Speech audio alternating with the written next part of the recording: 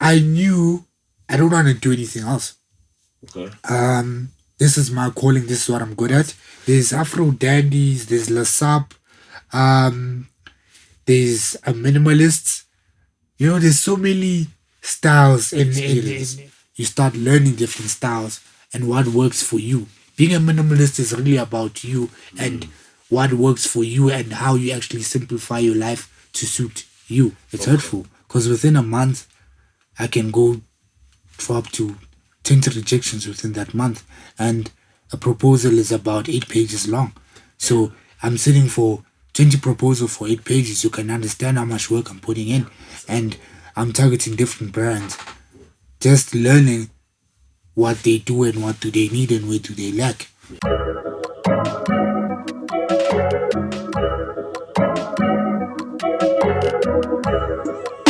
Welcome to another episode of the Indie State with me, Chuck the Soundsangoma. Today I have a very, very special guest. I've been meaning to have a conversation with this guy. I'm not even gonna lie to you. From the great things that he's doing, which we're gonna talk about today, I'm gonna let him introduce himself to you guys. So, who are we talking to today? Oh, hello everyone. My name is Lufunondo, commonly known as Style by Shakes. I'm a content creator. I'm a creative. I'm a stylist. I'm a writer as well. And yeah, that's who I am. Oh, what an introduction. So, first thing that I want to speak about, a lot of people who are in this channel thought maybe the Indie State is all about music. So, as you heard, he's a fashion enthusiast, Yeah. content creator, and we have seen a lot of things that you're doing on Instagram. So, I'm going to take it from way back. All right. Where did the love of fashion come from? Okay, taking it way back, I think I'd have to go back to when I was what? I was 8. Yeah, it goes way back. I first wanted to be a soccer player, right? Okay. Growing up as a black kid, staying in the hood, you just want to play football. For sure. But something always happened, which looking back to it now, I can officially say I was always going to end up here. So when I used to go to my grand's house in Fulo, Soweto, she would always come to me and say, "Hey man, Mission Impossible is playing." I'm like, "I'm going to play soccer." She's like, "But you love watching Mission Impossible." And I'm okay, let me at least sacrifice a few minutes just to watch Mission Impossible. So as I was watching Mission Impossible, there's Rajamo on the screen, and he's wearing a very stylish leather jacket with high waist jeans and some leather boots. And man, I don't know how I still managed to remember that till this day, but it's one of my favorite things. One of my favorite things with my grand as well. Those were my favorite moments growing up where I could officially see where I was going. I used to be I don't pay attention to it. But looking at it now, man, it's been there. It's always been there. It's always been there. Yeah. Oh, cool. So, did you get any education when it comes to fashion, for example, because you started with just the passion? I started with the passion, Yeah. right? But I knew I don't want to do anything else. Okay. This is my calling. This is what I'm good at. So I went to go study at Lysof, but it's now commonly known as Stadio. So I went to go study my fashion media BA degree, which I'm still working on. I'll complete it by next year. So that's what I'm currently working on at the moment. So it is a fashion media degree. So Okay. I do have education within the fashion industry. So Okay. yeah. Cool. So, I'm not really, clued up, and this is why I'm having this conversation with you, so I can Right. learn from you when it comes to fashion, right? So, as far as I know, there's different styles. Yes, there's when it different comes styles. to fashion. So, what is your style? What do you bring to the table? Recently, can I take it way back to For sure, my for style sure. way back? Yeah. I used to be an aspiring dandy, then an Afro dandy as well. In those times, I was really focused on wearing my outfits with fedora hats, constantly in formal clothes, very strictly formal. But as you grow, you begin to realize I don't just want to be that anymore. And there's so many styles. There's Afro dandies, there's Lasap, um, there's a minimalists. There's so many styles in our fashion sector that I went and became a minimalist because, as you can see, man, I'm wearing a Boyd, one of Boyd's work. But I think with minimalism, it allows you to fully express yourself in the most simple way possible. Um, Even back then, there were so many restrictions towards my style that I don't have anymore.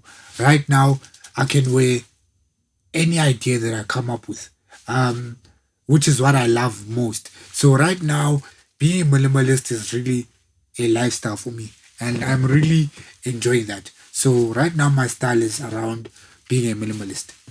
Let us in. Let us in. So, what does the style minimalist actually entail? What is it that I can, as a person watching from outside, recognize that this is minimalism? It's not like you said. I think you said dandy. Yes, dandy, let's up. Yes. Looking at it, minimalism is more of a lifestyle choice. Okay. It first starts off as a lifestyle choice before fashion, right? I always tell people fashion is a lifestyle. It just doesn't start with you dressing well. Okay. You can't dress well and not live according to your lifestyle, right? Okay. So minimalism is a lifestyle choice to say, I want to live with the things that make me happy. So you actually simplify your lifestyle to just the things that make you happy. So that's where it actually really starts. You start simplifying your life, taking away all the clutter in your life that is not meaningful to you anymore. There's so many things that as people we keep that are not meaningful to us, whether it be people that are not beneficial to us, objects, things in our lives that really don't add any value before we get to the clothes. Then when we officially get to the clothes, you really live off a very good wardrobe, a very foundational wardrobe with a solid foundation that you can constantly interchange these pieces. Being a minimalist comes with being comfortable with your clothes and constantly interchanging between various outfits, which is a good thing because in these times that we're living in, you need to be able to have a versatile wardrobe that you are able to say, oh, but in a week I can create 5 outfits of one jacket, which is the best thing, which I think is happening for us as a world when we're now moving into a more hyper casual setting in terms of fashion and workplace dressing as well as change. So it's more the era of the minimalist right now. Okay. Yeah, I've been seeing a lot of people talking minimalist and the lifestyle itself. So, in terms of just stripping away certain things, does that have to do with certain colors? Does it have to do with how you put the outfits together, how you acquire the pieces themselves, and what kind of pieces kind of like make that minimalist kind of like fashion when you talk about the fashion side of it? The fashion side of it, right? When you start out, it's constantly black and white and gray and navy, often brown as well,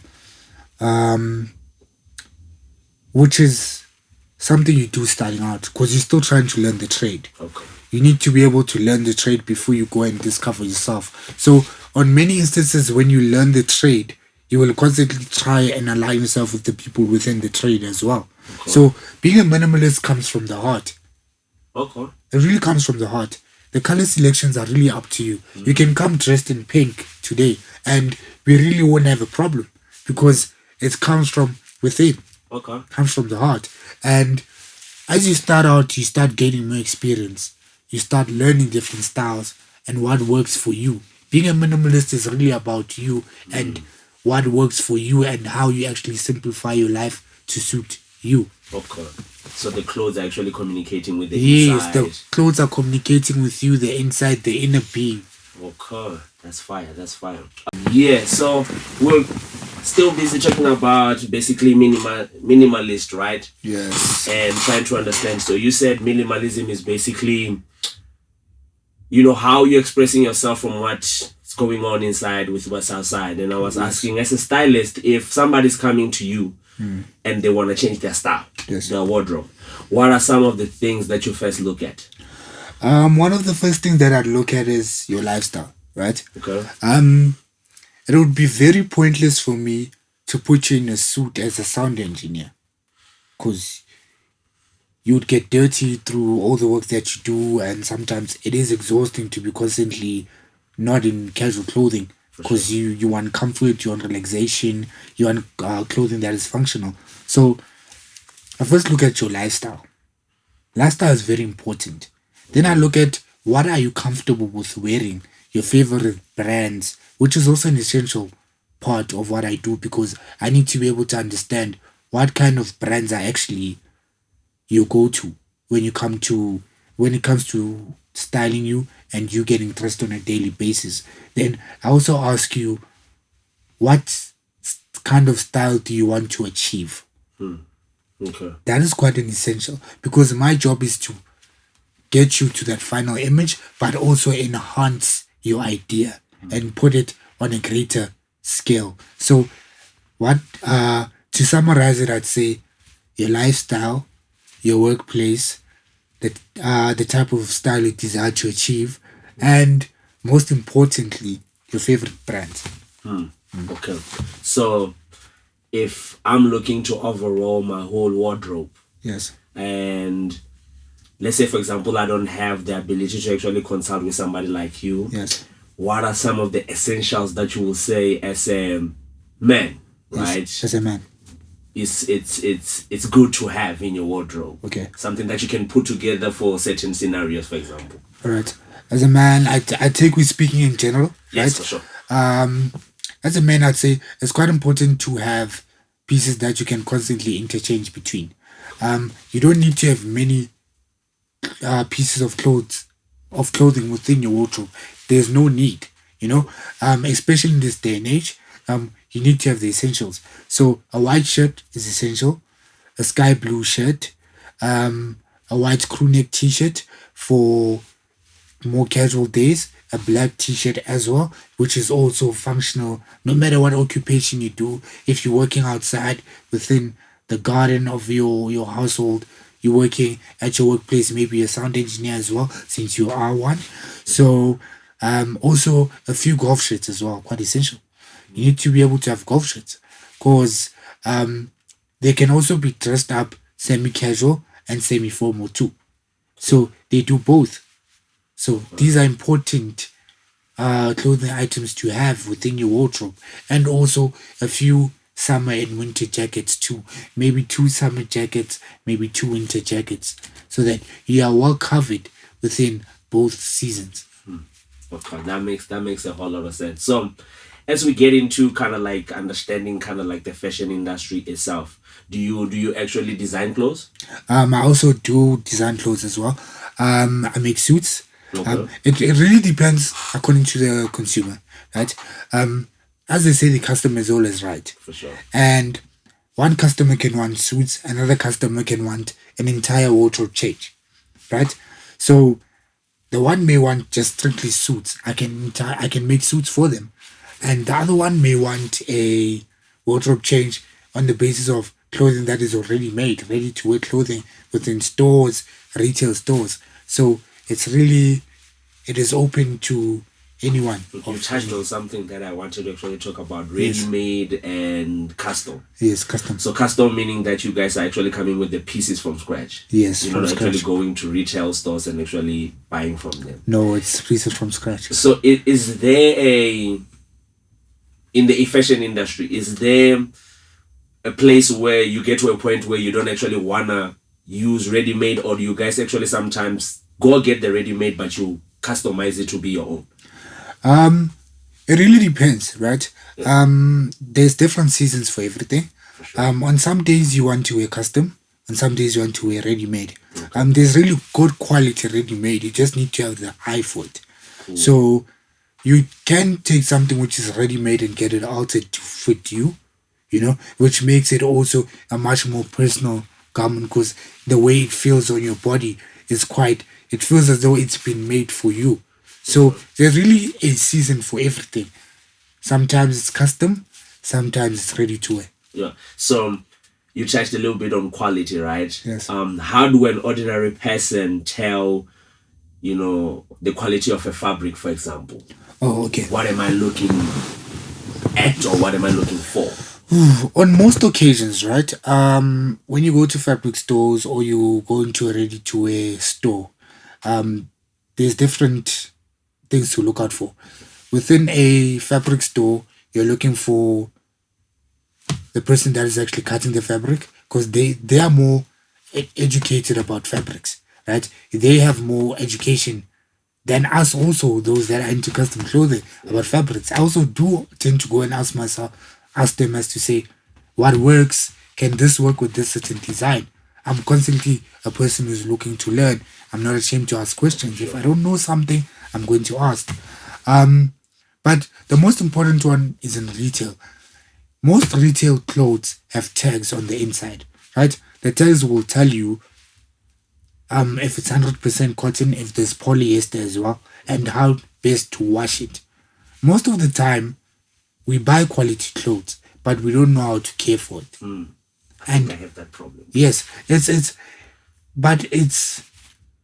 a common problem because understand that caring for clothes takes time. Yeah. It takes a lot of time. Yeah.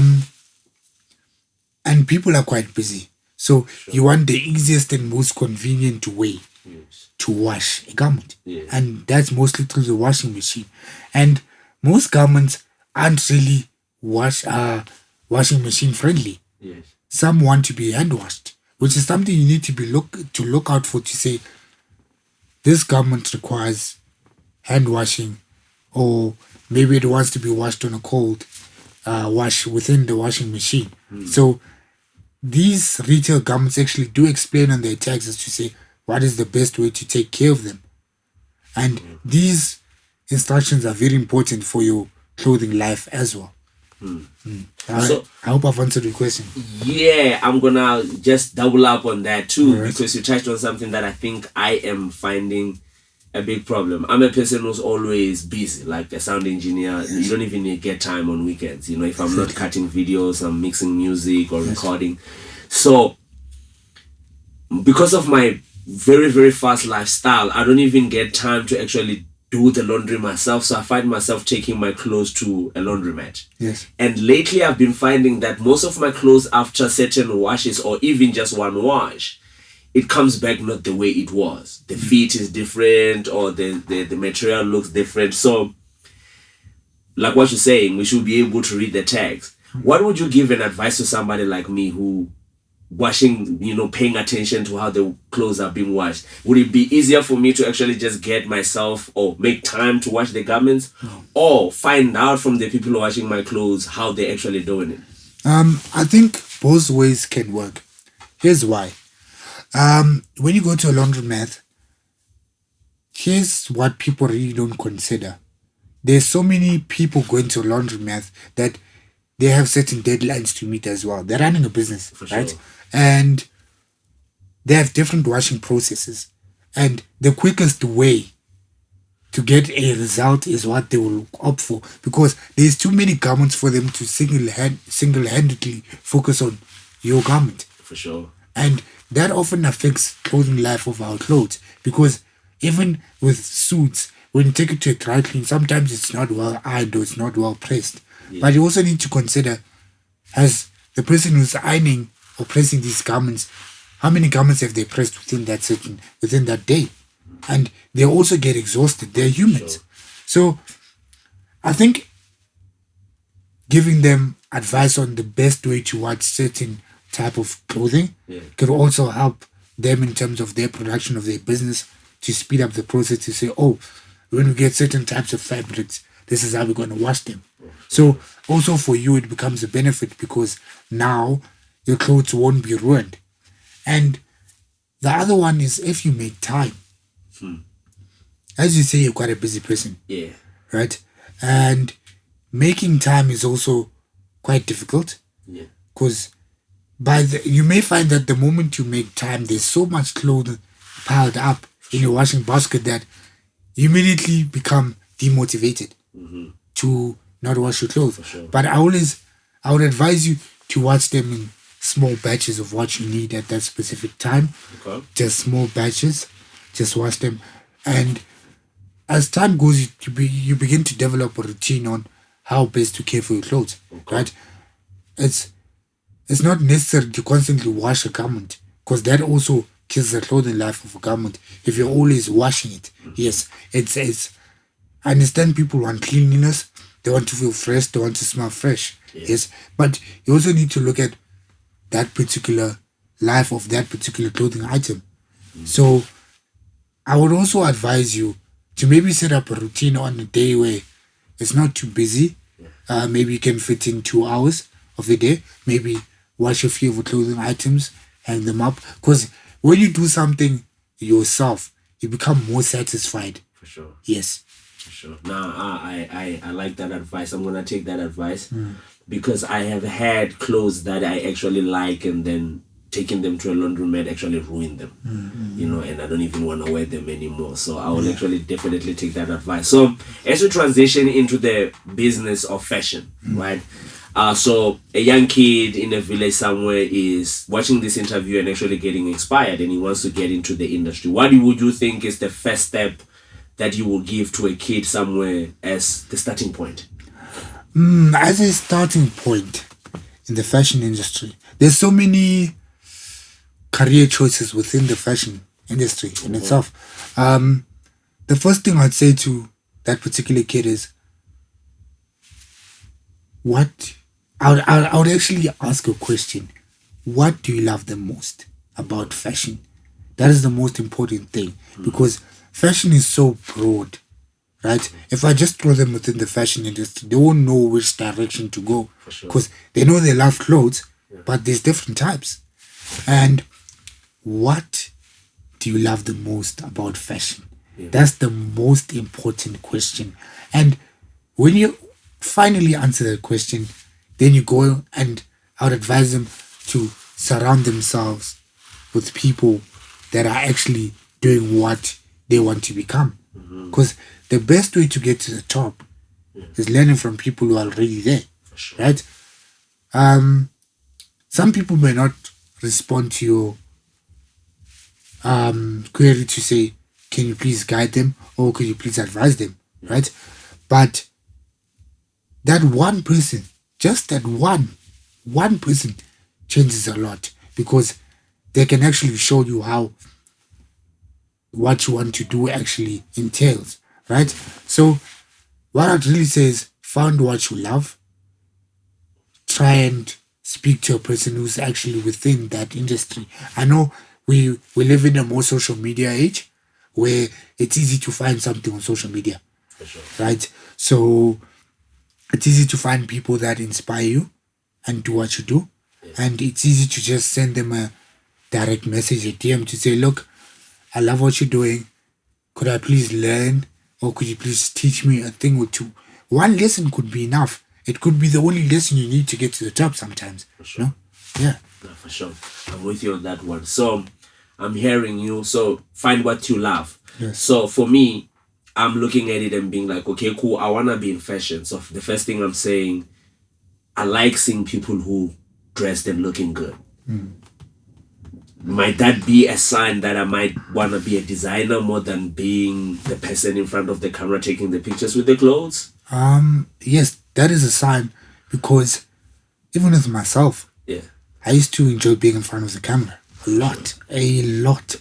But as time went, I realized I love seeing someone looking good more than anything else. When someone looks good, they feel good. For sure. And that's when you realize I actually want sometimes to be behind the camera, maybe as the stylist of that set, that collection. Sometimes you can be a stylist, sometimes you can be a designer. It's really, you've got two choices in that department if you love seeing people looking good. So it's really, just enjoy the process. Enjoy the process. Yeah. Right. Cool. So you touched a little bit on the careers in the fashion industry.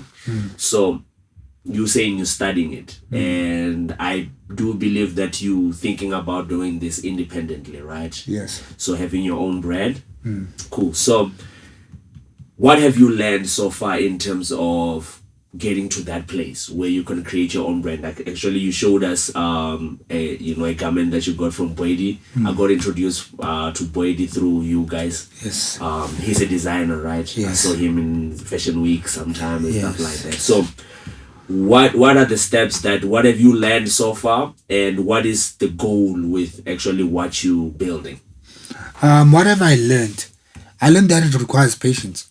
It won't happen overnight. For sure. As much as I can have big ideas, I have to start somewhere. I have to start small. You know,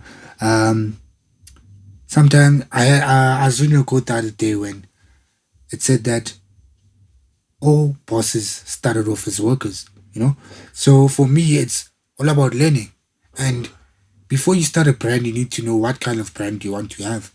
There's so many different fashion brands, and they deal with so many different directions of the way the brand actually runs, you know, and you need to find that particular direction in which you want your brand to go in. And you also need the funding as well, which is also a crucial point. And now that's when you actually go in and say, oh, I need to work. I need to be a worker for a little while, you know, just before you start out, so that you can actually have funding to really run your brand in the direction that you want it to go to, you know. And the goal for me, the goal, man, the goal. We'll only speak about the goal, Ronnie Deep and I. Yeah. For me, the goal is to be one of the best personal stylists in the country, celebrity stylist as well, particularly focusing on artists, because they are really, what they do requires a stylist. For sure. Often in front of the camera, interviews, music videos, music awards. Yeah. As I'm currently styling Ronnie Deep, so being one of the best personal stylists in the country, also having a ready-to-wear brand, which is something I'm also looking at. I think those are my two goals. Okay. So Yes. being the best personal stylist. Yes. Cool. So let's talk a little bit about that, you know, being a personal stylist, right? So like we already touched on it, is you actually picking certain garments and, you know, understanding what like you said, music video, what is the vibe of the music video, right? So a lot of kids nowadays, we are so fixated with the money part of it.